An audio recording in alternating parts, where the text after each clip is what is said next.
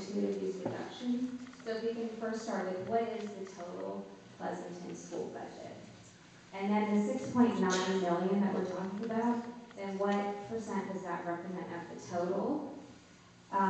If a personal tax were to pass, what percent of the budget would that restore?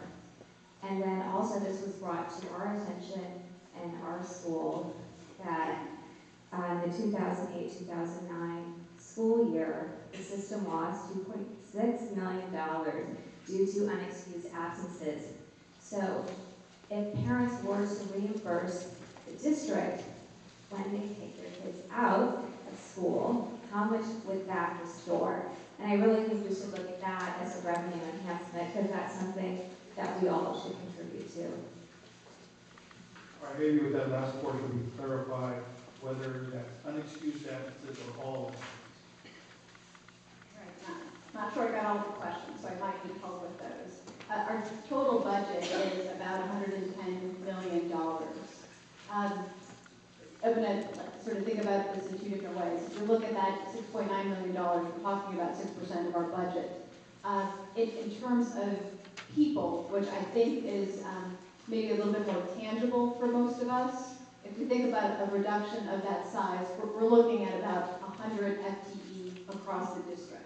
So that's 100 full-time equivalents, which would mean more than 100 people. So it's more than 100 people because you can have 2.5 full-time equivalents that make up 1 FTE. So overall, we'd be looking at a reduction of about 100 full-time equivalents. The next one I jotted down, and I think I did skip over one, was with regards to the elective absence piece. So one of the recommendations that came out of the Budget Advisory Committee last year was to start what's called an elective absence fund. So what the committee put together was a flyer that essentially explains that because we're funded based on attendance, so we're not funded based on enrollment. Our students actually have to come in and attend school in order for us to receive the dollars for that. That's called average daily attendance. So every time a student misses school, whether it's excused or unexcused, it can be because the student is ill that day. It can be because a family went on an extended vacation. It could be because they have medical appointments all day long.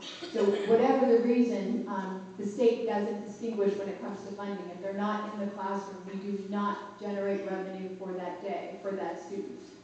All unexcused absences in the prior year, all absences, excused and unexcused, amounted to about $2.6 million. So it's not just the extended vacation or the medical appointments, it is all absences. And because of that, the Budget Advisory Committee decided to start putting out some information to make parents aware of this. And in that flyer, which you've probably seen by now, it does note that we lose about just over $54 per day for every absence. And all right. My other question was the parsons tax. How much revenue would that restore? That would depend on the size of the parcel. So for like last year's parsons tax that didn't pass, how many $1 million would that have restored on an annual, ongoing basis? I believe for that one, we were looking at about $4.5 million. $4.3 million was the amount we were looking for. And when we surveyed, the last time we surveyed the community as to how much the survey showed the community was willing to support a parcel tax, I believe it was under $100. And if, let's say, there was a $100 parcel tax, how much money would that bring to the district?